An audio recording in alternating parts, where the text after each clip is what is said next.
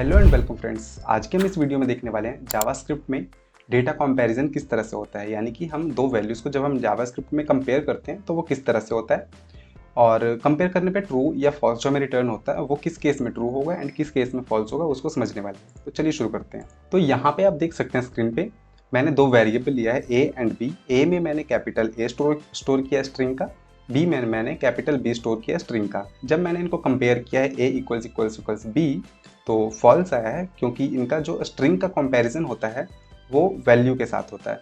तो ए का वैल्यू क्या है, ए है, बी का वैल्यू क्या है, बी है। तो जब ए एंड बी ये दोनों कंपेयर हुए तो इनका जो वैल्यू है वो डिफरेंट है, जिसकी वजह से हमारा फॉल्स आया है। लेकिन वहीं पर बी इक्वल्स टू मैं कैपिटल का ए कर देता हूँ तो आप यहाँ पे देख सकते हैं मेरा आउटपुट जो है वो चेंज हो गया ट्रू पे। पहले फॉल्स था, अब ट्रू हो गया, क्योंकि ए एंड बी ऑब्वियसली दो अलग अलग वेरिएबल हैं, बट क्योंकि ये स्ट्रिंग टाइप है तो इनका जो कंपैरिजन होगा वो वैल्यू के साथ होगा। तो इनका जो वैल्यू है ए वो स्ट्रिंग का है, बी का जो वैल्यू है ए वो भी स्ट्रिंग का है। जब कंपैरिजन वैल्यू के साथ हुआ तो ए इक्वल्स ए, तो इसलिए यहाँ पे आया है ट्रू। ठीक है, ये सेम रूल अप्लाई नंबर के लिए भी होता है। अगर मैं A equals to 1 and B equals to 2 कर देता हूँ तो फॉल्स आ जाएगा, बट वहीं अगर ए को मैं 1 करता हूँ एंड बी को भी 1 करता हूँ तो ट्रू हो जाएगा। ठीक है, तो इसको और अच्छे से समझ लेते हैं। पहले हमने जैसे किया था वैसे ही कर लेते हैं। A equals to A, B equals to B को फॉल्स रहने देते हैं and const C equals to A, const D equals to A. And अब इसका कंसोल लगा लेते हैं। ठीक है, एंड एक नंबर के लिए कर लेते हैं const num1 equals to 1 and const num2 equals to 2, console dot log num1 equals to num2 false आता है। ठीक है, const num3 equals to 3 example के लिए ले लेते हैं and const num4 equals to 3। And जब इसका मैं कंसोल लगाऊंगा num3 इक्वल्स टू num4। ठीक है, तो आप यहाँ पे देख सकते हैं a not equals to b है तो फॉल्स आया है, a इक्वल्स टू a है तो ट्रू आया है, 1 नॉट इक्वल्स टू 2 है तो फॉल्स आया है, 3 इक्वल्स टू 3 है तो ट्रू आया है। इतना समझ आ गया होगा आपको। ये जो रूल आप देख रहे हैं ये अप्लाई किसके किसके लिए होता है, ये अप्लाई होता है हमारे लिए स्ट्रिंग के लिए, नंबर के लिए, बूलियन के लिए, अनडिफाइंड एंड नल के लिए। आप इन सब के लिए जब वैल्यू चेक करेंगे इक्वल्स लगा के तो इसी रूल के हिसाब से चलेगा। एग्जाम्पल के लिए मैं आपको दिखा देता हूँ। कंसोल डॉट लॉग जब मैं करूँगा अनडिफाइंड का अनडिफाइंड के साथ तो ट्रू आता है, एंड सेम अगर मैं कंसोल डॉट लॉग करूँगा नल का नल के साथ, नल के साथ तो ट्रू आता है। ठीक है, सेम रूल चल रहा है अनडिफाइंड एंड नल के लिए भी। तो हमारे लिए string, number, boolean, undefined and null के लिए सेम रूल चलेगा। एक मिस कर रहे हैं हम अभी, तो वो है ये true equals true and console dot log false equals to true, क्योंकि ट्रू एंड ट्रू जो है वो दोनों के इक्वल में ही है तो ट्रू आया है। बट कुछ लोग कंफ्यूज यहाँ पे ये हो जाएंगे कि फॉल्स की इक्वल कैसे है, फॉल्स तो बूलियन वैल्यू में फॉल्स होता है। तो फॉल्स हम यहाँ पे कर रहे हैं कि क्या जो फॉल्स है वो फॉल्स के इक्वल है, तो ऑब्वियसली वो इक्वल है। ठीक है, बट ये सेम रूल हमारे दो चीज़ों के लिए अप्लाई नहीं होता है, वो है एरे एंड ऑब्जेक्ट के लिए। एरे एंड ऑब्जेक्ट के लिए मैं आपको दिखा देता हूँ।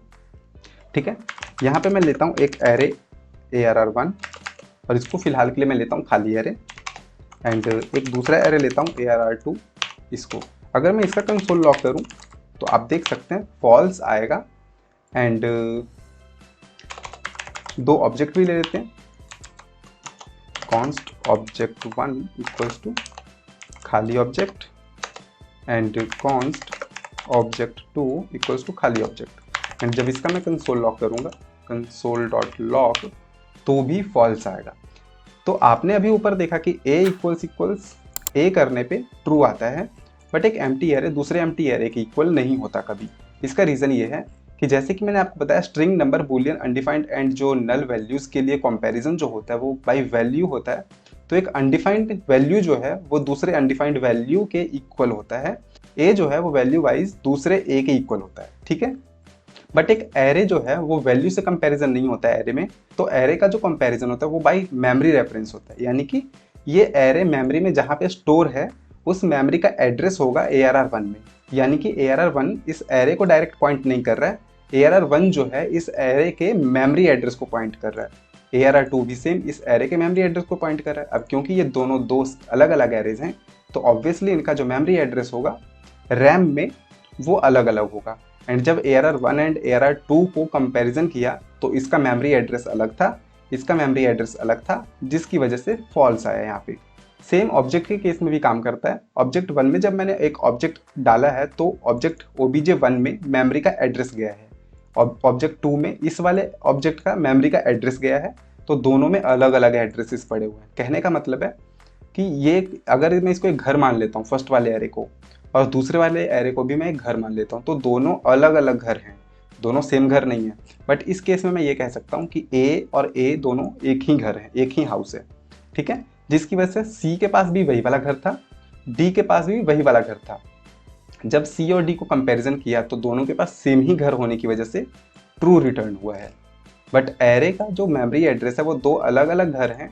एरे 1 का अपने घर का एड्रेस अलग है, एरे 2 के घर का एड्रेस अलग है।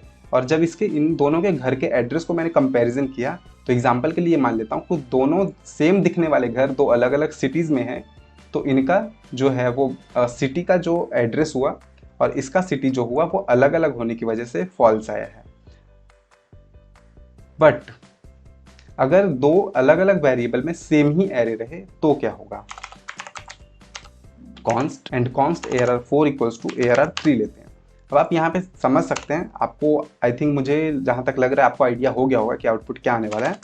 देख लेते हैं आउटपुट। मेरे हिसाब से तो ट्रू आना चाहिए। ट्रू क्यों आया है? अब जैसे कि मैंने एक घर का एग्जाम्पल लिया था, तो इसको अगर मैं एक घर मानता हूँ और ARR3 को के पास ये डायरेक्ट घर नहीं है, ARR3 के पास इस घर का एड्रेस है, ठीक है। अब किसी भी वेरिएबल को जब मैं ARR3 दूंगा तो ARR3 वो एरे ना दे करके बस अपना घर का एड्रेस देगा। तो ARR3 के पास जो एड्रेस था उसने ARR4 को दे दिया, तो ARR3 का एड्रेस एंड ARR4 का एड्रेस सेम है, यानी कि ये दोनों वेरिएबल सेम एरे को पॉइंट कर रहा है, जिसकी वजह से इसका एड्रेस और इसका एड्रेस सेम होने की वजह से ट्रू रिटर्न हुआ है। यहाँ पे अगर मैं दो कंसोल लगाऊं, console.log ARR3 and console.log ARR4, तो आप देख सकते हैं दो खाली एरे कंसोल में आया है मेरे पास आउटपुट में। बट अगर ARR3 में मैं कुछ चेंजेस कर देता हूँ तो आप देख सकते हैं ARR4 में भी मेरा 3 आ रहा है, क्योंकि ARR4 जो है वो 3 को ही पॉइंट कर रहा है, ठीक है। लेकिन अगर मैं यही चीज़ ऊपर वाले केस में आपको दिखाऊं तो लेट करते हैं x इक्वल्स टू हम करते हैं a एंड लेट करते हैं y इक्वल्स टू b, ठीक है। इनका अगर मैं कंसोल करता हूँ तो x एंड y, ठीक है। तो x एंड y का वैल्यू निकल के आया है a एंड b, ठीक है। अगर मैं y को x कर देता हूँ, y को मैंने x कर दिया, यानी कि x के पास जो वैल्यू है वो a कंटेन कर रहा है, एंड y जो है y को x ने वैल्यू दिया है, नॉट मेमोरी का एड्रेस दिया है, तो y के पास वैल्यू आया है a। x एंड y दोनों के पास a है। अगर मैं आगे जाकर x को चेंज कर देता हूँ, मैंने x को कर दिया 5, तो आप देख सकते हैं कंसोल जब लगा x का तो x पहले बना था a, अब x ने दे दिया y को अपना वैल्यू, अब हुआ x 5, तो x रह गया 5 एंड y रह जाएगा हमारा a, जिसकी वजह से x का वैल्यू यहाँ पे 5 आया है एंड y का वैल्यू a आया है। बट एरे के साथ ऐसा नहीं होता है, एरे एंड ऑब्जेक्ट के साथ ऐसा नहीं होता है, ठीक है।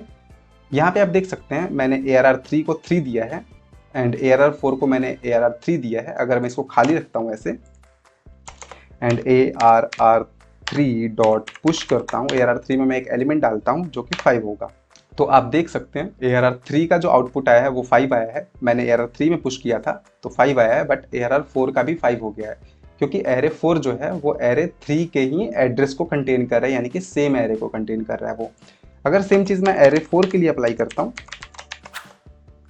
तो वो 3 के लिए भी अप्लाई करेगा, क्योंकि दोनों ने सेम एड्रेस रखा हुआ है एरे का, यानी कि दोनों के पास जो एड्रेस है वो एक ही एरे का है।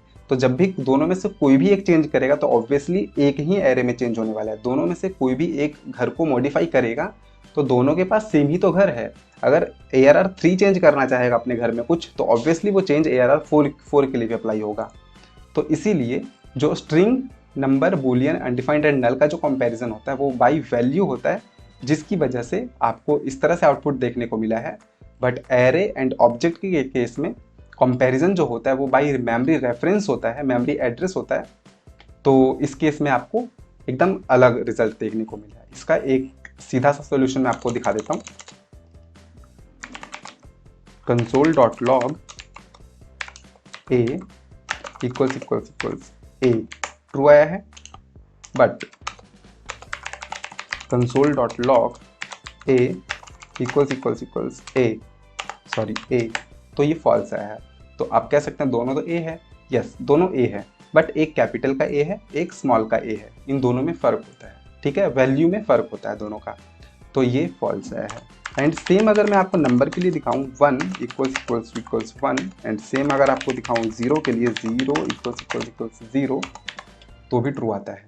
बट अब आप समझ गए होंगे ये किस तरह से काम कर रहा है।